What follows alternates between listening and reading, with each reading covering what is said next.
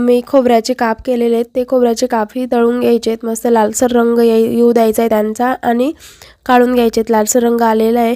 त्याचबरोबर इथे कढीपत्ता घेऊन घेतलेला आहे. माझ्याजवळ ताजा कढीपत्ता नसल्यामुळे मी थोडा सुका कढीपत्ता झाला होता तोच घेतलेला आहे, तर काही हरकत नाही. मग तोही काढून घेतलेला आहे आणि इथे मस्त मिरचींचे काप केलेले झणझणीत मिरच्या आहेत, मस्त खूप छान.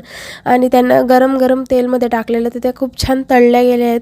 तर त्या आता तळल्यानंतर त्यांनाही काढून घेऊया आपण बाजूला. आणि हे बघा, मी इथे मीठ घेतलेलं आहे, गरम मसाला, हळद पावडर, लाल मिर्च पावडर, धना पावडर आणि जिरं घेतलेलं आहे थोडंसं. आणि थोडंसं थंड तेलामध्ये टाकून घेऊन त्याच्यामध्ये कोथिंबीर टाकून हे मुरमुरे मस्त स्वच्छ गाळून घेतलेले आहेत आणि त्यांच्यामध्ये जे काही तळलेलं आहे आपण ते टाकून घेतलेलं आहे. आणि असं मस्त मिक्स करून घ्यायचं छान प्रकारे. आणि आपल्याजवळ जो चिवडा असेल शेवचा तो टाकून घ्यायचा. आता माझ्याजवळ लसूणी शेव होती आणि बाबा नमकीन असं म्हणून होतं, तर तेही मी टाकून घेतलेलं आहे आणि अशा प्रकारे चिवडा रेडी आहे.